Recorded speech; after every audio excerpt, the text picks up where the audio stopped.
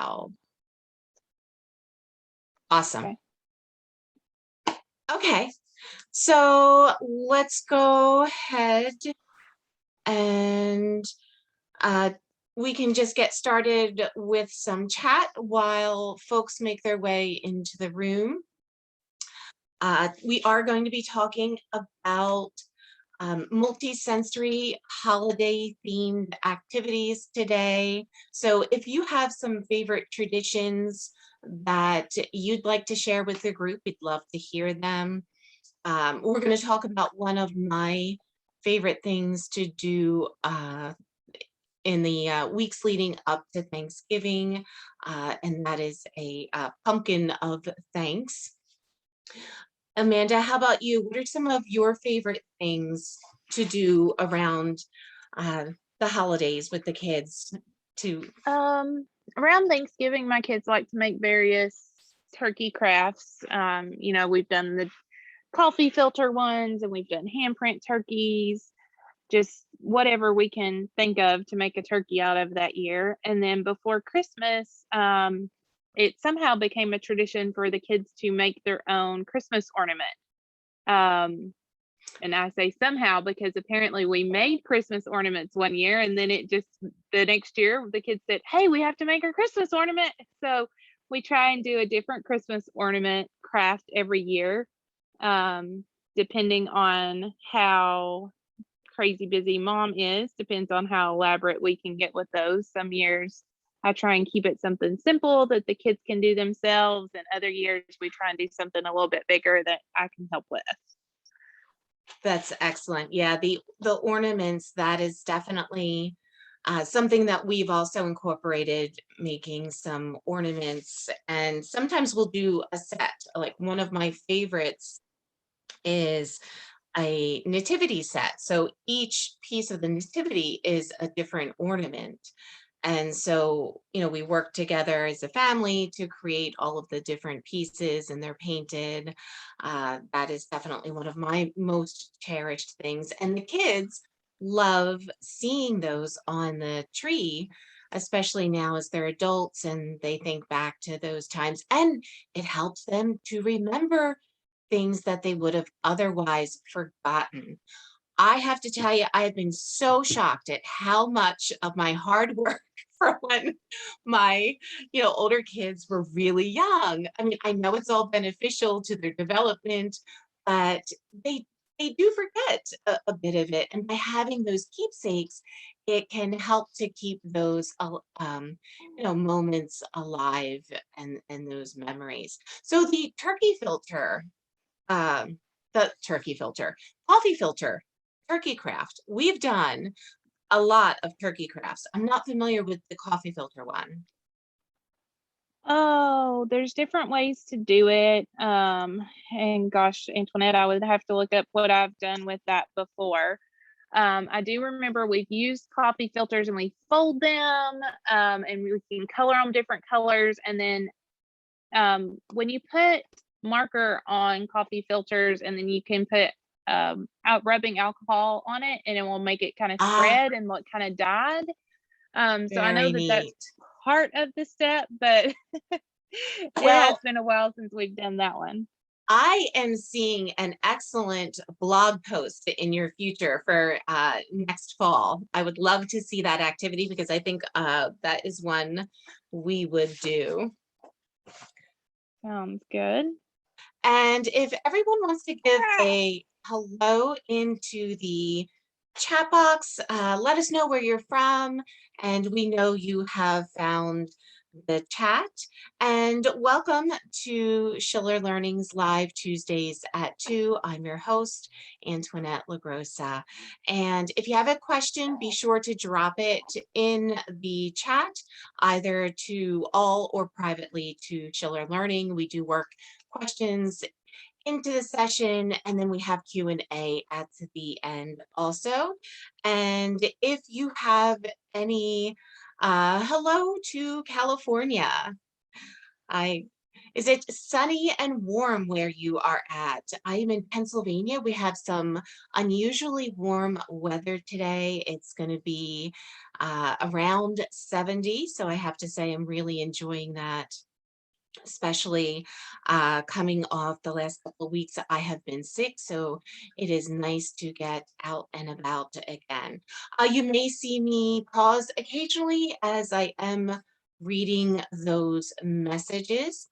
And if you're not familiar with Schiller Learning, we are part of the nonprofit Rising Stars Foundation, and our goal is to help students of all abilities and backgrounds fulfill their potential with Montessori-based education support. One of the ways we do that is with these Tuesdays at 2, also with our homeschool blog. If you have not done so yet, go explore the homeschool blog at ShillerLearning.com. There are all kinds of wonderful free downloads which will enrich your homeschool no matter what program you're using or what type of homeschool approach that you are taking. So speaking of the blog, some of the activities that we're going to talk about today are pulled from or inspired by a variety of blog posts on the Schiller Learning Homeschool blog and inspired by our brand new activity pack download, and that is the seasonal activity pack. It is chock full of multisensory learning for holidays and seasons all day long, not just this time of year. So you'll find fun activities, you know, around spring, summer, Valentine's Day, St. Patrick's Day, Mother's Day, Father's Day, 4th of July, and more. For our product launch, we do have a 50% off promo code for you, which is especially nice because it's also on sale right now. So you're going to get an additional 50% off of that sale price. The promo code is T, the @ sign, and 2, SAP. That is going to go into the chat there.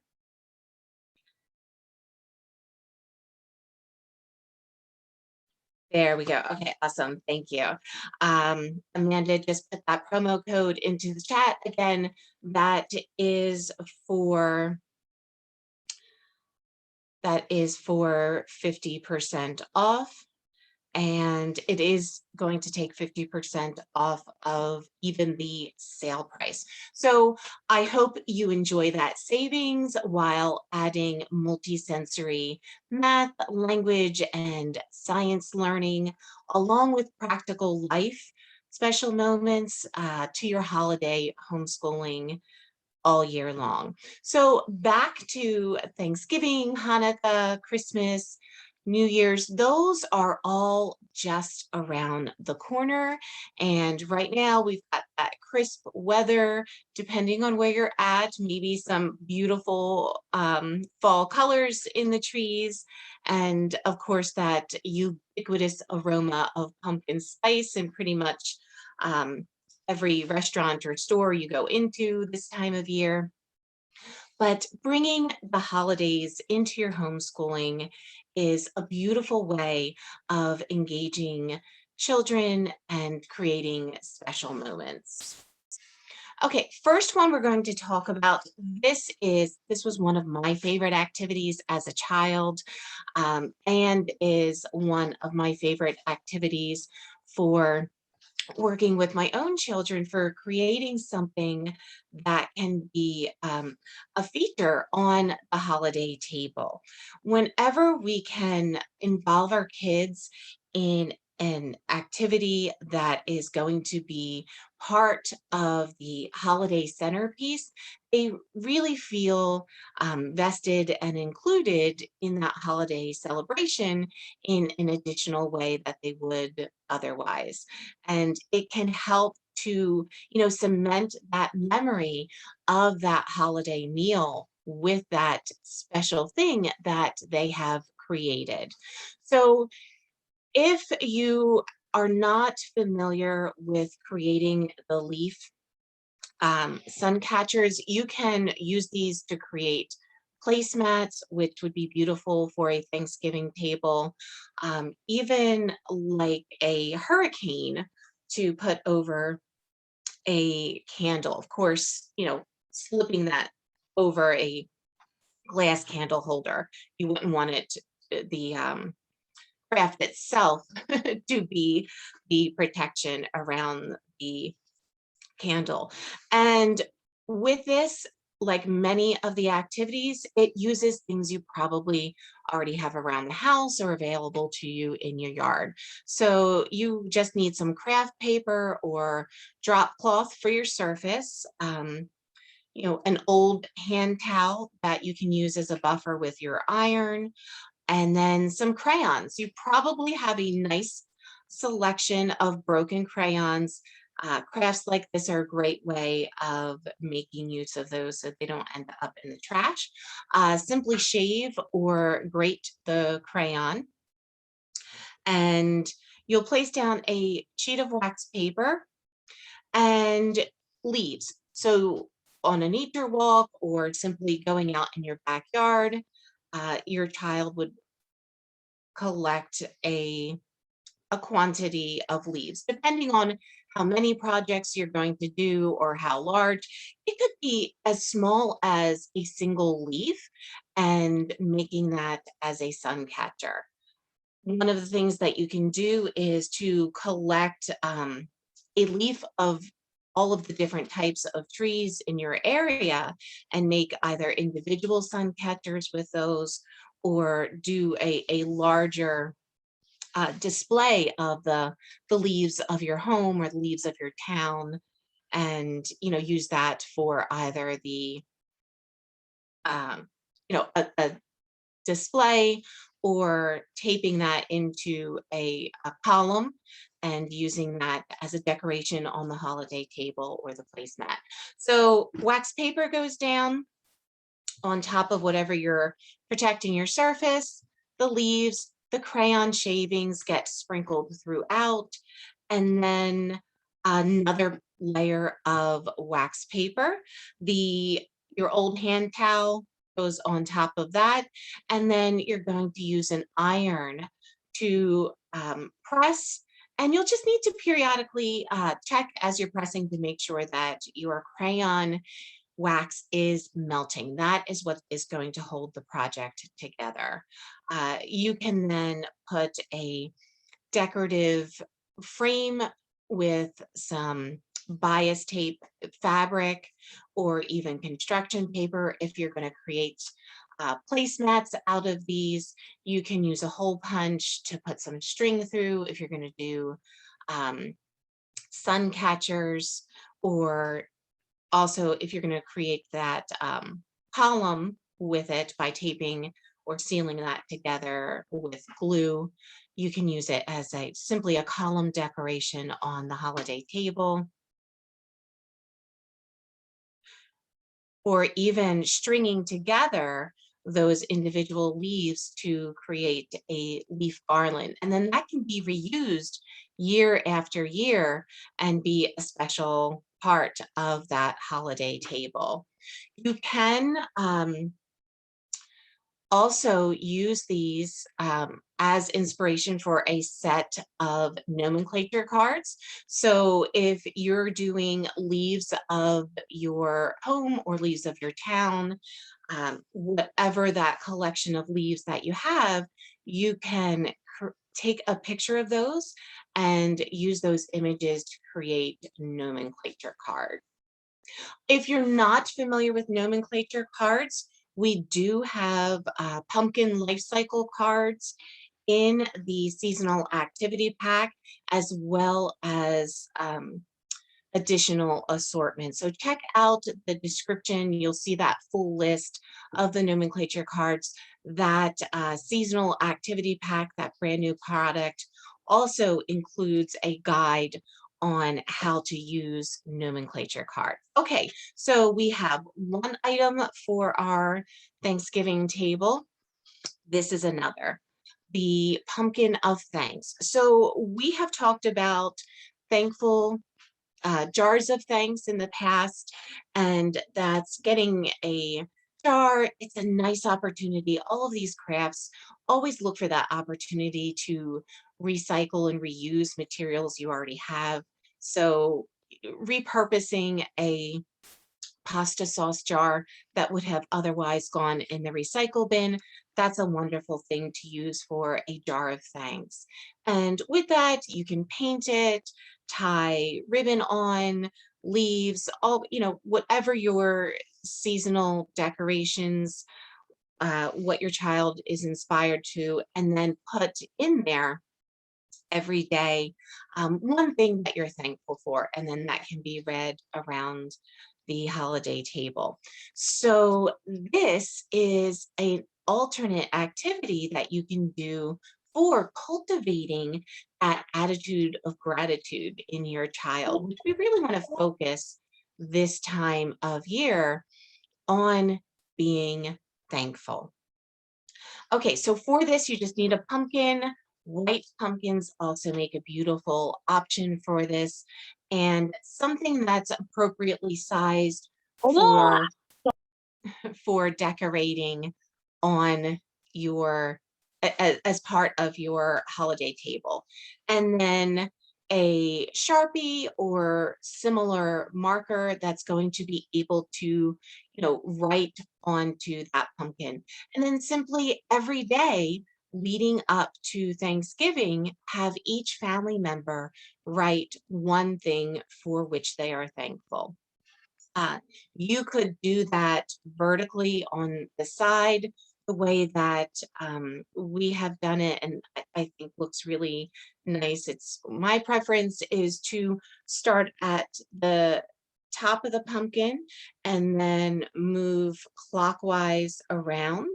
And that also fits in with the Montessori movements of always, starting top left and working left to right, top to bottom, and simply move around clockwise, and each family member write one thing every day for which they are thankful. And then by time you get to Thanksgiving, you're going to have a beautiful addition to your holiday table that is a wonderful reminder of the many things that we have to be thankful for. The last couple of years have been rough for pretty much everyone, some people more so than others, but we all have things to be thankful for, and we would really want to have those be, at the forefront of our minds. A little, holiday ribbon or some even leaves collected out of the backyard, taped or glued around the stem, make a pretty addition to this. So now we have two um, holiday keepsakes, one that will keep year after year with the leaf craft. This, of course, is not going to last forever. This will end up in the compost pile, but we have two beautiful, meaningful decorations for our holiday table. Now let's talk about holiday tea. So tea parties are multifaceted, and they're not just for dress up with very young children. So you can use a holiday tea as a family tradition that's going to pull in all kinds of educational learning by doing multisensory benefit for your child. So, and again, this can be for any holiday. Um, Select the date and time for your special event with your child. So the goal of this activity is not for you to plan the special tea and execute it all, and your child is simply a guest enjoying your entertaining. The goal is to have the child really be doing all of the planning and executing, and you're simply there as their guide. So select the date and time for your special event. In the seasonal activity pack, we do have a activity in there specifically for New Year's, which is a cut apart calendar, but you can also use that calendar printable in a lot of other ways, including planning for things like your holiday tea. So when first doing this activity, it's often most comfortable for the child if the event is just with the immediate family. Then guide your child in preparing and executing, again, all phases of the event. First, with choosing a menu. Depending on the age and skill level of your child, this could be a simple layout of raw vegetables, cheese, crackers, and fruit, with the, of course, requisite tea served with pretty plates and cups on a simple but pretty table, a tablecloth and some simply arranged flowers. As your child is more competent and gaining confidence in their planning and food preparation abilities, it can get more elaborate and complicated food items, and wait till you see your child's pride in the special family event that they are creating.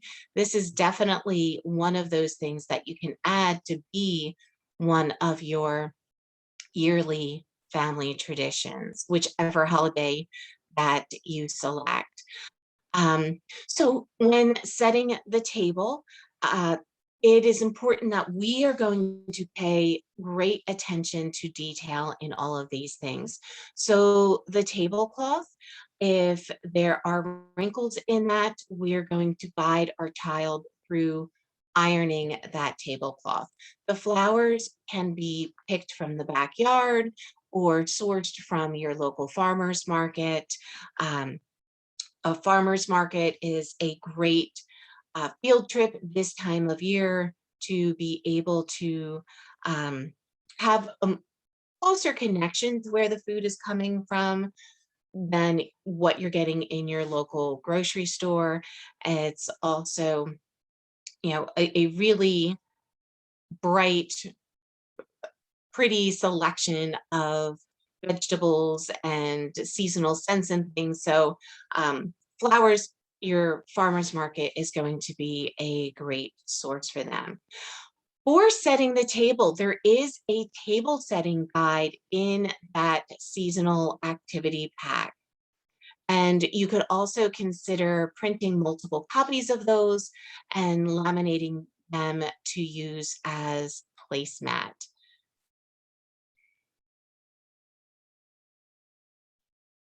Okay, so now you've got your date selected, you have the menu selected, and again, you're guiding the child, pointing out the different courses.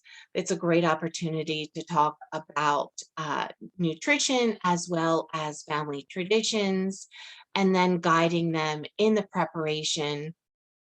Let me just back up, budgeting.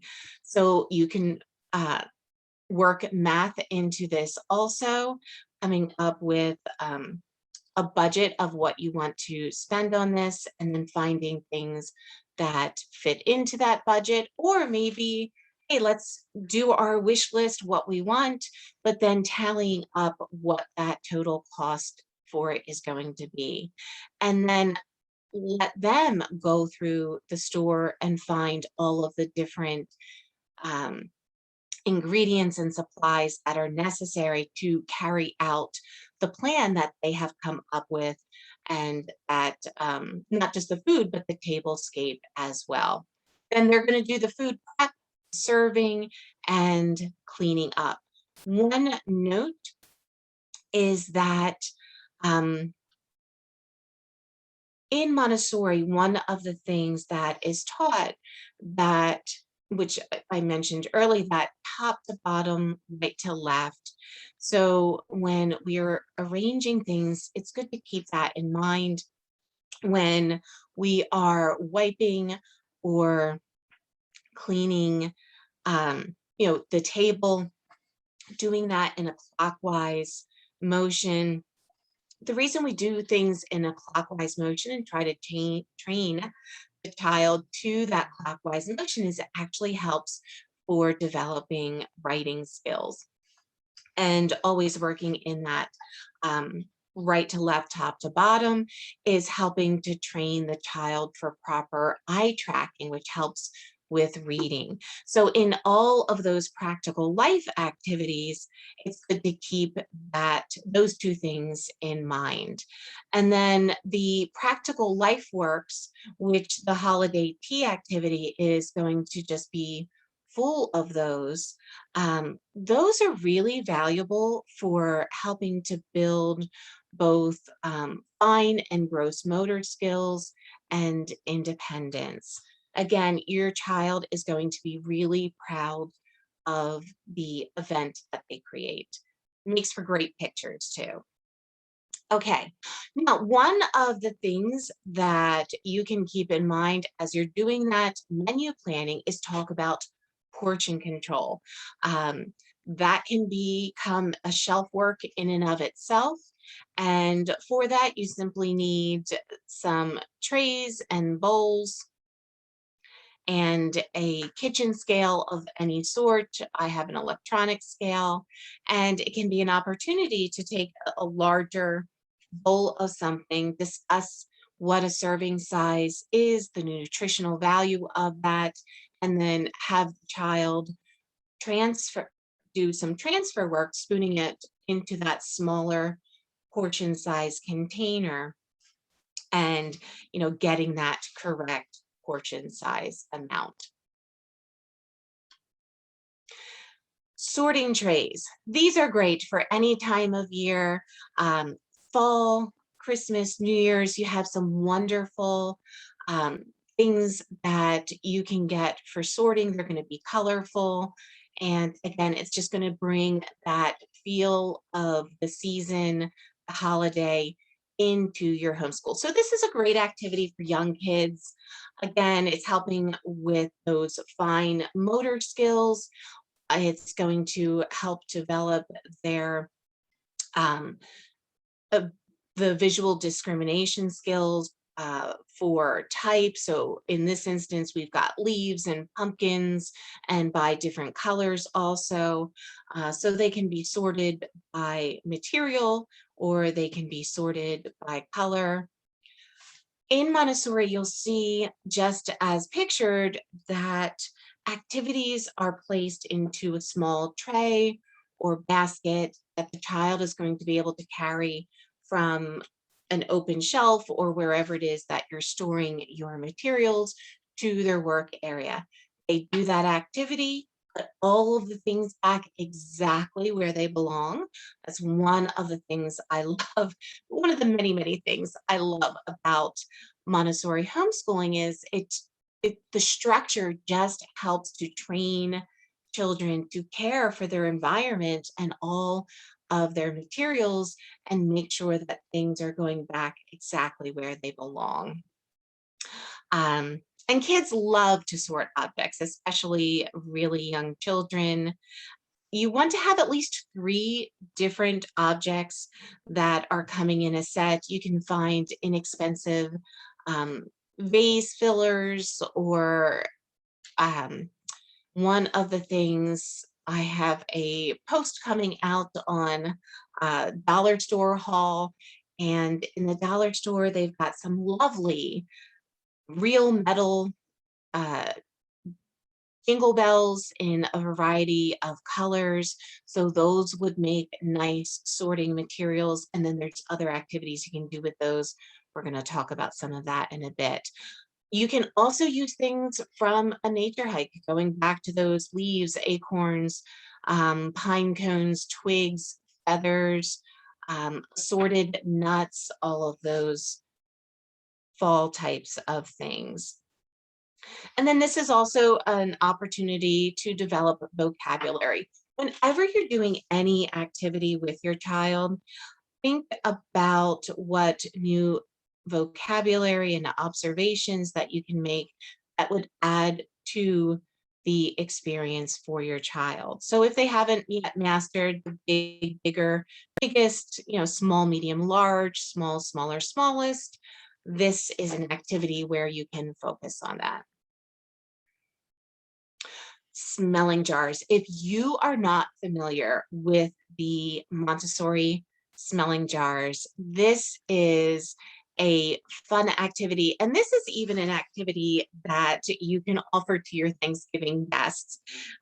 It's fun to do in a family setting as well as just individually with your child. So when you're doing it one-on-one with your child, you can take a little more time, do that a little more slowly so that you're able to, you know, introduce all of the materials. And there is a mystery about smelling objects we're unfamiliar with. It's fun to satisfy our curiosity through our sense, especially the sense of smell. And um, and that is senses as in SENSES as opposed to sense, which are those aromas themselves. However, the scents, the aromas, have a powerful effect on memory, and there are certain smells that can evoke memories that are decades old. So, incorporating some smelling activities will definitely help to solidify again those holiday memories that we want to keep with us forever. And to do this, you need some spice jars. So as you are using up your spices, instead of putting those into the recycle bin, start storing those up. Once you have six of those, of course, you can also just go to your local craft store and buy some clear glass or plastic spice containers. Now, in Montessori, we do lean towards real, beautiful materials. So if you have an option of glass jars over the plastic, um, you might want to go with the glass. Having your child handle materials like glass from a very young age, even toddlers, helps them to learn to really properly care for materials. And it feels nicer. It's a better user experience, but of course, plastic is fine. It's not the end of the world. Okay, so you need 6 jars so that you'll have 3 pairs of jars. And you can select then at least 3 or more spices, depending on how many pairs of jars that you have. Select things that remind your family of autumn or the holidays, like cinnamon, nutmeg, cloves, dried oranges, pumpkin spice, celery seed. Celery seed, um, whenever my husband smells celery cooking, he is instantly taken back to Thanksgiving morning and his mom preparing stuffing for the day. And so things like that, or even some crumpled up dried leaves from your yard. Of course, leaves have that very distinctive fall scent to them.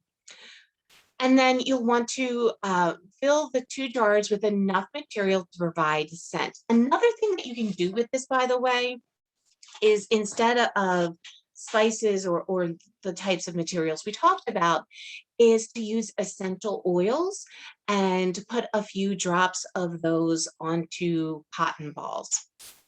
And then again, you would just pair up the scents. And like many things, you can also create nomenclature cards to go with your scent jars, taking a picture of the material that you're using, or if you're using essential oils, uh, simply use a search engine and find some stock images of those scents that you're using. So you can tie a reading activity in with the jars. And then a tip for when you're handling the jars is to train the child to use a three-finger grip for holding and moving the jars around. And that again is helping to develop the muscles for the pencil grip, just like when we do tracing, we do that single finger trace. Um, so that it helps to make that not single finger, what am I saying? The two finger trace, excuse me. And that helps to make this position just very second nature and feel natural for the child.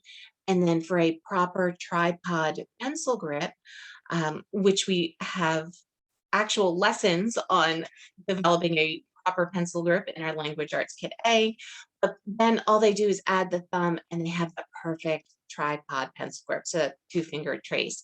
That three-finger grip on the jars, that's going to be beneficial in this activity. And then you'll go ahead and introduce each material, each scent that you're using, um, talk about it, give the child some just time. So once you do the introduction, you could just leave a little silence and give time for the child to look at it, to smell it as you are demonstrating smelling the jar, placing it under your nose. You can, make that motion with your hand to help waft that scent up and take a nice big inhale of it. Note characteristics about the scent. And again, give your child some time to really absorb what they're looking at, an opportunity to feel that if it's a physical material as opposed to the oil on the cotton ball, and ask questions. Let them start to, wonder about what it is, where it's coming from, and be able to have those conversations driven by the child's interests. You can also talk about what the scent reminds you of. And then once the child has been introduced to the scents, then we can play the game where we're going to match those. This can be done with simply closing your eyes. So if your child is not comfortable with a blindfold, don't feel like you have to, try to talk them into it. They can simply close their eyes. Another thing that you can do is to create some construction paper sleeves that can slide over the jars. And then, you can no longer see what is in those. Now, one of the things you can do with the lids, if you are repurposing some recycled spice jars, if you have two different colored lids, it's nice to have each pair be in a different color so that you end up with two sets of three jars. In this instance, for this example, we have the three in two different colors. It just helps to know that, okay, we've got these two sets. You can also paint the lids of the jars or just leave them all a single color, but that is another option that you have in there. And then once blindfolded, if your child's comfortable with that, then you want to first demonstrate to them the activity that we would like them to replicate. And that is putting on the blindfold, um, having the jars then mixed in a random order in that line, and starting with the jar on the left, taking that, smelling it, and then seeing if it matches the jar next to it, smelling, does that match? And going down the line, working from left to right to find those matches. And once you're confident you have found all the matches, taking off the blindfold and doing that check. And then giving the child the opportunity to replicate that experience. And at the holiday dinner table, it is fun to see which adults can match those scents. And now it can also be a little bit of a check to see if any of your guests have lost their sense of smell and maybe they have COVID. Or on a more serious, well, that is serious, but on another serious note, that the loss of the sense of smell, by the way, is one of the early indicators of Alzheimer's. So that's something to always keep in the back of your mind, not to ruin the holiday festivities. Fall sensory mystery bags. Sensory bags, sensory boxes, sensory bins. You can do all of those variations. This is something we like to do every year because you can collect different items. And also, if you have been on trips through the year, you can add little mementos from your trips into the bins. You can do this for all seasons. Fall, Christmas, again, is going to give you great materials to work with to do a winter themed or holiday themed mystery bag, sensory bag, as well as the a winter one.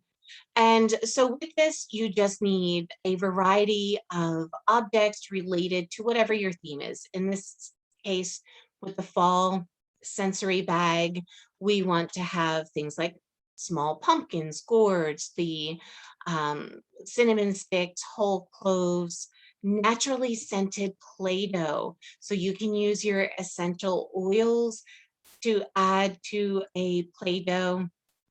Um, or even some ground cinnamon or ground clove added to Play-Doh can create a wonderful scent. Apples or various root vegetables, and then those things from your nature walks, again, the pine cones, acorns, leaves, twigs, and then a filler material. Um, in the bag, you may not necessarily want to have a filler material. You could just put all of those items, and then the child is reaching into the bag and seeing if they can identify it without looking. Um, then if you're going to be putting it into a bin or a box, again, a cardboard box, you can cut just a small hole in the top and you can keep that mystery aspect of it, or you can put it into an open bin where those things can be viewed. And at that point, a filler material so that instead of being, a blind look, they're having to sift through that filler material to find things. Rice makes a great, inexpensive, generally non-allergenic for most kids, filler material. You can also do some natural food dyes to color your rice for whatever season that you are going to be doing the sensory box for. That is something that kids will enjoy doing for every season, every holiday. It makes a nice break from their usual work. And then for the Christmas tree, for Christmas time, this is an excellent idea. To leave a space on your Christmas tree blank and simply have a basket of ornaments next to that. And again, keep in mind that Montessori does encourage use of real things. So not necessarily plastic ornaments, but again, it's not the end of the world. But it's really going to train them to properly handle things if they're handling real things from the very beginning. For younger toddlers, natural materials like pine cones and cinnamon sticks work nicely for this. And then you can simply show the child the spot on the tree and the basket of materials, and let them know that anytime they would like to decorate, that they can decorate that part of the tree. And this is nice because, again, encouraging use of real materials. Sometimes um, we focus on decorating like a felt or a drawing of a tree. This gives the opportunity for the child to work with the real thing. And then you'll be amazed at how often they will decorate, and they'll decorate in different patterns and take it all off, put it in the basket, and do it over and over again. You really don't even need to encourage them in this work.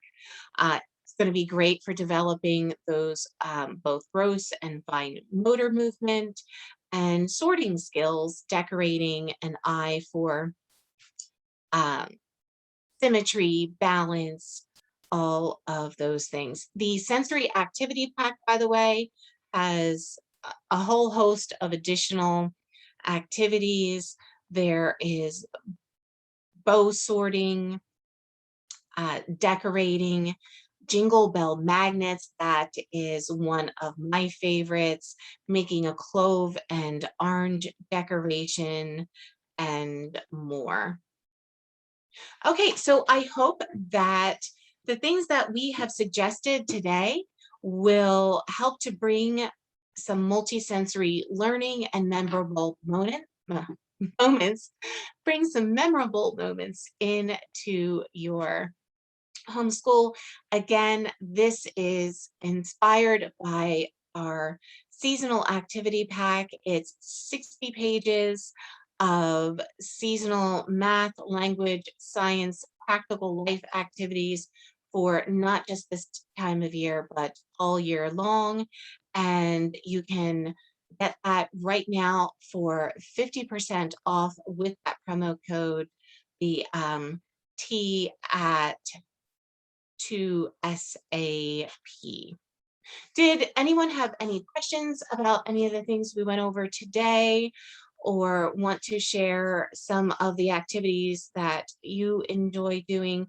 If you missed the beginning of the session, Amanda was telling us about what is a very neat sounding turkey activity with using coffee filters, and we will be putting that out as a blog post for next year. So keep that in mind. And we do have some more blog posts coming up with Thanksgiving themed activities to supplement what you are doing.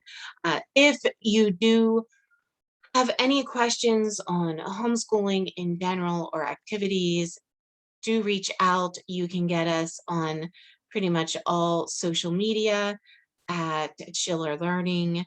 You can use our toll-free number or email us at blog@shillerlearning.com. Okay, well, we will see you next Tuesday at 2. The week following, by the way, 2 weeks from now, we are going to have a special guest, and from Brown Dog Gadgets, and they will be helping us out with some fun hands-on science activities. So I'm really looking forward to having that special guest here for you. Okay, well, until next Tuesday at 2, you have a great week. Thanks for joining.